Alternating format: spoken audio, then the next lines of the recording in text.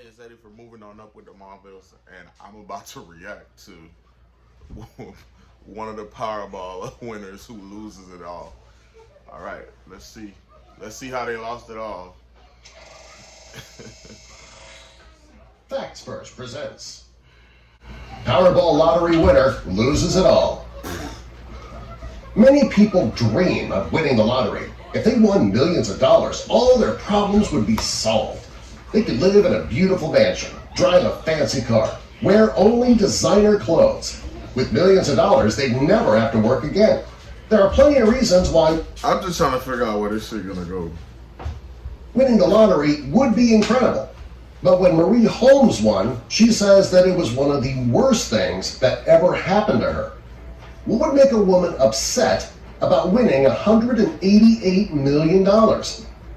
Before we get into Marie's story, jump down to the comments and let us know. If you were to win the lottery, let's say $100 million, what would you do? Would you retire? What would you spend it on? Would you invest it?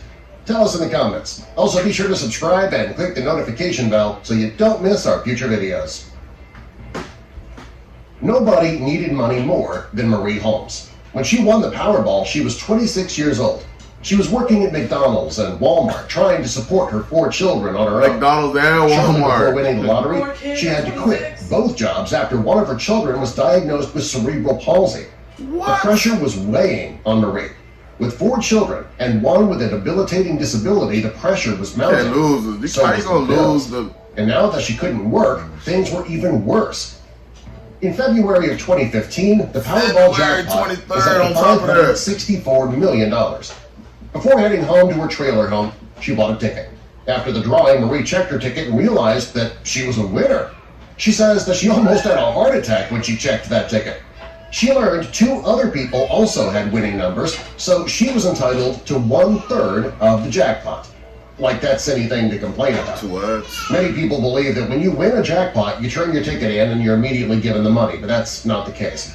Big winners, they need to go through a long process to claim their winnings. There's a lot of paperwork that needs to be filled out before you can get the money, and you have to decide if you're going to take all your winnings in one lump sum or receive it in installments over 30 years. No payments. Well, Marie, she could have taken her share of the prize, $188 million spread out over 30 years, but she chose to take one lump sum of $127 million. Marie, like most lottery winners, chose to take the lump sum. Marie took the money right up front, assuming she'd get $127 million and be on her way. But she didn't consider the fact that she'd have to pay taxes on that. All lottery winners are required to pay federal and state taxes. The state of North Carolina, they were entitled to 5.8% of Marie's winnings. And the federal government wanted their cut too, 25%. Damn near half If the winnings already in the gone. highest tax bracket, they can take up to 39.6%. Depending on how Marie was taxed, she would have had to pay up to $50 million in taxes. They can hit that. Marie had already figured out what she was planning to do with her money. She planned to move out of her trailer and buy a proper home. She wanted to set up college funds for her children, and she pledged to donate money to her church. She says that she struggled to support her children for so many years, she wanted to make sure to plan for their educations. While doing this, she wanted to make sure that they understood the value of a dollar, too. She vowed not to spoil her children. Unfortunately, she made some poor decisions with that money that left her wishing she had never won it at all. Marie had a boyfriend named Lamar McDowell, and when she got her money, she bought her boyfriend a $15,000 diamond-laced Rolex. There's a waste of money. He gladly took the watch, of course, knowing that there was more where that came from. He only had $100 in his bank account when he was arrested in 2014, so fortunately for him, he now had a girlfriend that could afford to bail him out, regardless of the cost. They got together after? He denies that Marie paid $21 million to get him out of jail. He says that she paid just 10% of that. Still, that's a lot of money. $21 million From prison, he moved into the $350,000 home that Marie bought for her and her children. Shortly after Marie moved into her new home, people started calling and asking for money. Yeah, there's a big surprise. Friends and family members always seem to come out of the woodwork when somebody wins the lottery. And they started calling Marie about their money problems, and since Marie did have means to help them, she did. Giving a friend $10,000 didn't really seem like a lot of money. But when no, more they and gonna call more you right people back. started I asking need for money, another 10. it really started adding up. I need 20 This this is a time. problem that many lottery winners have, and that's why experts suggest that lottery winners do whatever possible to keep good fortune a secret. As if the constant phone calls weren't enough, Marie started to regret buying that dream house too. The neighborhood she lived in was an affluent white neighborhood. The people in the neighborhood, they were not happy about a black family moving into the neighborhood, so they started to harass the family. Marie says that one of her neighbors set up a camera to record everything they were doing in the yard. If Marie were driving the speed limit, the neighbors would still wave for her to slow down. The neighbors didn't threaten her, but they did want to harass her enough to make her want to move. Marie attended the Pleasant Hill Missionary Baptist Church since she was a child. Oh, yeah. She took the church's teachings to heart, and she chose to show the church and God her gratitude by giving the church 10% of her winnings. It's called a tithe. Had Marie been able to keep her winnings anonymous, that promise might not have come back to bite her. Unfortunately, in North Carolina, the names of lottery winners are made public, according to the law. Marie kept her promise, and she donated $700,000 to the church that was in desperate need of repairs. Hey, you gotta leave Marie's country good fortune and her immediately. donation to the church caught the attention of a pastor named Kevin Matthews. He wasn't affiliated with Marie's church, but he thought that he could get a piece of the pie. He told her that God led him to her. She and Lamar believed him for some reason, and they invited him into their home for ministerial services, and also to help Lamar make better life choices.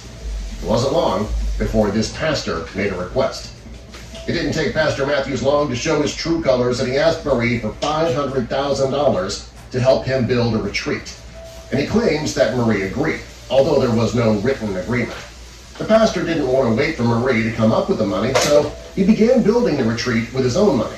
And when Marie didn't put up any money toward the retreat, the pastor sued her for $10 million. Since the entire cost of the project was $1.5 million, suing for $10 million was outrageous. The stress of the lawsuit and the defamatory statements made by the pastor, Marie developed anxiety and depression.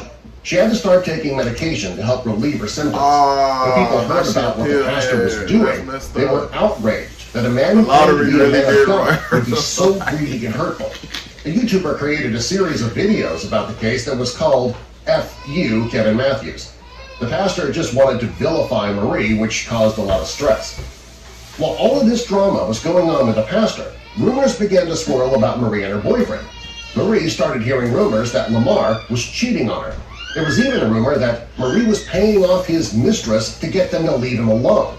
A video went viral on Facebook where an unnamed woman claimed she was having a relationship with Lamar, and he was taking money from Marie to pay for sexual favors from other women. Oh my God. All of this drama, combined with the problems with that pastor, it was pushing Marie over the edge. She didn't know what to do.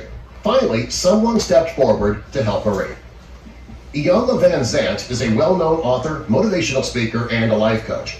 She also had a TV show called Iyanla, Fix My Mind. Oh, that's funny. I was just She watching offered it. to help Marie regain control of her life. Marie's mother, Fontella, also went on the show, and she told Marie a secret that she'd been hiding. It was Fontella who picked the numbers, but told her daughter that they were random. Fontella told the daughter that the numbers she chose it was were her mom deliberate, the whole and she picked them time. after having a dream that she had about Marie's brother who had passed away. Fontella used his The birthday, numbers what the came number from her 3 because mom. he was her third child, and the number 25 because that's how old he would have been that year. She said she never told Marie how she chose the numbers because she wanted her daughter and her friends to have a better life.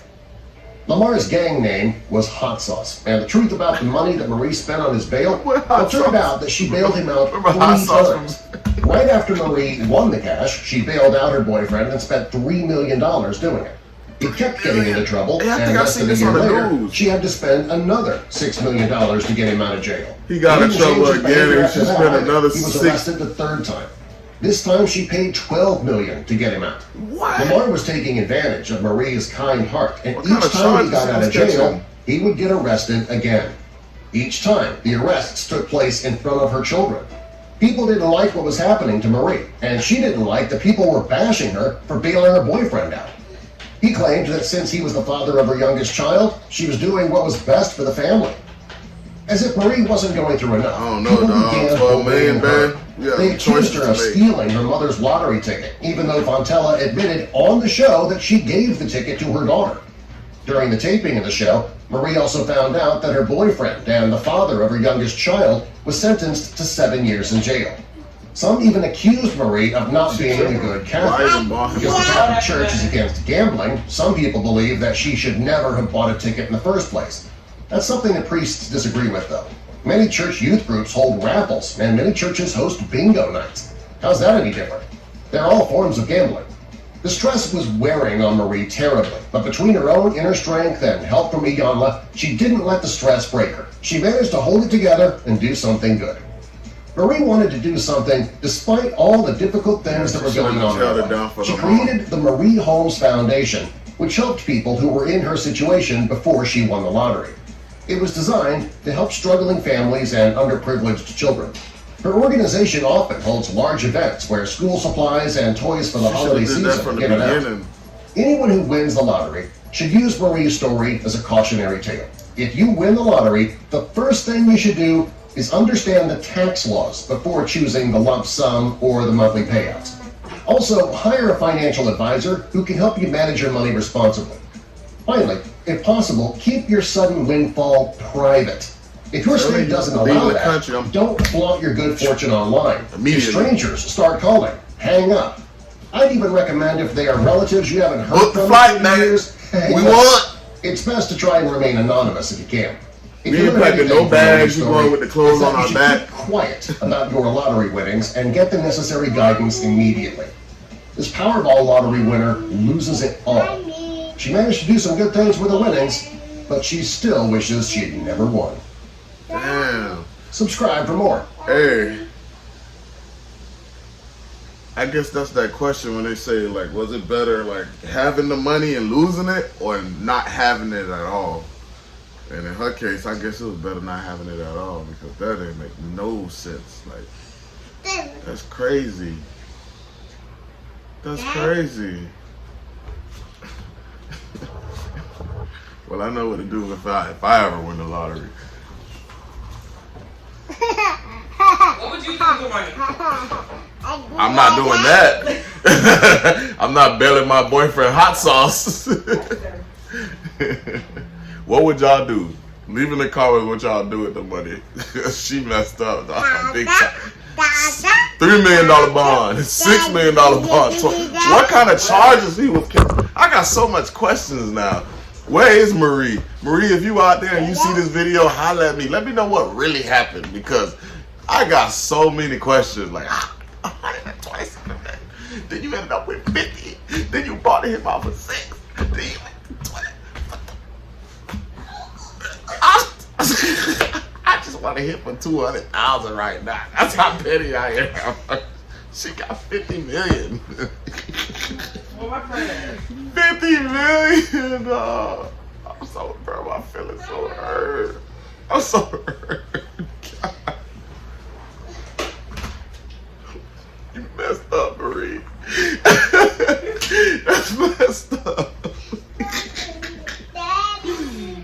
Alright then, y'all. Like, subscribe, share. I'm gone until the next reaction video, man. I'm annoyed. Forget you, Marie.